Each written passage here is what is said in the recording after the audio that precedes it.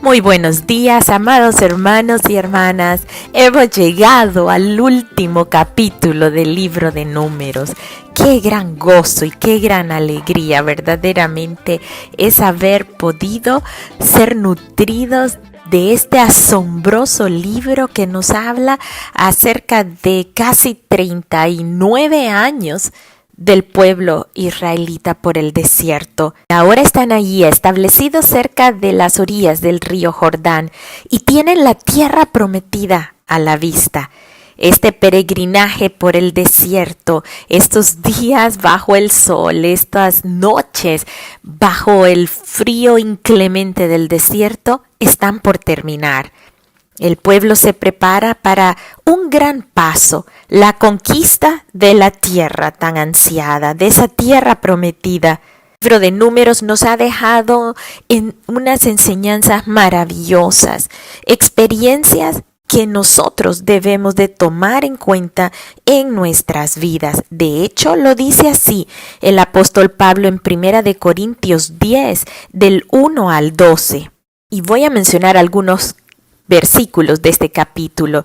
Dice: no quiero, hermanos, que ignoréis que nuestros padres estuvieron bajo la nube y todos pasaron el mar, y todos fueron bautizados en la nube y en el mar, y comieron del mismo alimento espiritual, bebieron de la misma bebida espiritual, porque bebían de la roca espiritual que los seguía, y la roca era Cristo.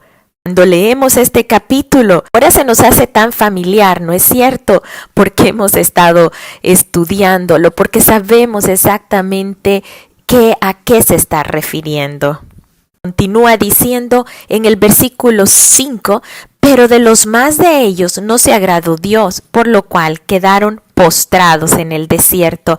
Mas estas cosas sucedieron como ejemplos para nosotros, para que no codiciemos cosas malas como ellos codiciaron, ni seáis idólatras como algunos de ellos, según está escrito. Se sentó el pueblo a comer y a beber y se levantó a jugar. Ni forniquemos como algunos de ellos fornicaron y cayeron en un día 23,000. Ni tentemos al Señor como también algunos de ellos le tentaron y perecieron por las serpientes. Ni murmuréis como algunos de ellos murmuraron y perecieron por el destructor. Y estas cosas les acontecieron como ejemplo y están escritas para amonestarnos a nosotros, a quienes han alcanzado los fines de los siglos. Así que el que piense estar firme, mire que no caiga. No os ha venido ninguna tentación que no sea humana, pero fiel es Dios que no os dejará ser tentados más de lo que podáis resistir, sino que dará también juntamente con la tentación la salida para que podamos soportar. 1 de Corintios 10 nos habla acerca de todo esto que ya hemos vivido en el libro de Números y nos dice claramente que todas estas cosas acontecieron como ejemplo para nosotros hoy, para nuestras vidas. Así que el libro de Números no es un libro que nos narra una historia nada más, es un libro que contiene palabras, que es una fuente de agua viva para calmar nuestra sed, para llevarnos junto a esas aguas de reposo, al hacernos obedientes de su palabra, al poder conocer a ese Dios lleno de misericordia, pero Dios justo también. Es en este último capítulo del libro de Números en que se trata acerca de una herencia, la herencia de las hijas de Zelofehad. Habíamos visto en Números 27 que Zelofehad era un hombre que no tuvo ningún hijo varón, sino 5 hijas, y estas 5 hijas presentaron su caso delante de Moisés y del sacerdote Eleazar, en donde ellas planteaban su situación y su consulta sobre si ellas debían recibir la porción de tierra que les correspondería a su padre. Vimos en ese mismo capítulo de Números 27 que Moisés llevó su causa delante de Jehová y el Señor accedió a que ellas debían de recibir su herencia. Iban a tener heredad entre los hermanos de su padre. Vemos que estas hijas de Zelofehad eran unas mujeres intrépidas, unas mujeres valientes, proactivas, emprendedoras. Vemos que Dios no tiene nada en contra de ello. Es más, Él les acepta su petición prácticamente y se establece como una ley en los casos en que las personas no tuviesen hijos varones, que fuese traspasado a sus hijas mujeres. Ahora se presentaba el caso en el que hubiese sucedido si estas hijas de Zelofehad se casaran con varones de otras tribus. ¿Qué hubiese sucedido con su heredad? Planteamiento lo hacen los jefes de las casas paternas de la tribu a la que ellas pertenecían, que eran la tribu de Manasés de los hijos de José. Era una consulta válida porque están inquietos si su herencia pasaría entonces a otra tribu, y así de esta manera se generaría un conflicto, ya que el Señor había establecido ese año de jubileo, si lo recordamos en capítulos anteriores, en que toda propiedad que había sido hipotecada o vendida volvía una vez más a la familia original.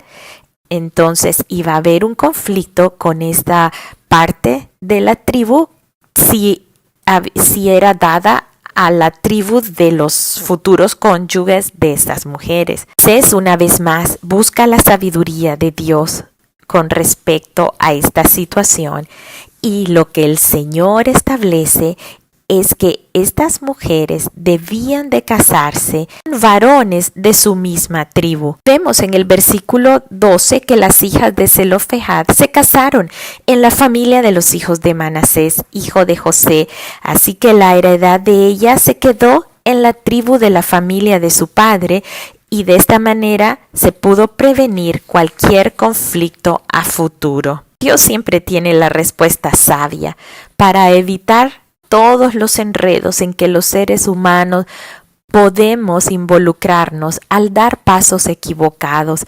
Y hay que hacerlo, así como lo hicieron estas hijas de Zelofehad y ahora estas personas de la tribu de Manasés, quienes anticipadamente consultan al Señor. No lo hacen ya estando en el problema, sino previo a dar un paso que pueda ocasionar conflictos. Qué diferente sería nuestra vida si cada uno de nosotros consultásemos al Señor antes de dar pasos que van a resultar de gran trascendencia en nuestras vidas. El Señor siempre dará la mejor solución a cada una de nuestras dudas, a cada uno de los conflictos. Sin embargo, muchos de nosotros damos pasos equivocados y luego estamos queriendo retroceder cuando ya es muy tarde. Pero qué bueno es saber que tenemos a un Dios sabio, a un Dios que todo lo conoce, a un Dios que nos ama, un Dios que es nuestro Padre y que va a siempre proporcionarnos esa solución, aún en caminos donde pensamos que no lo hay. Siempre el Señor nos va a dar la salida y nos va a dar la respuesta.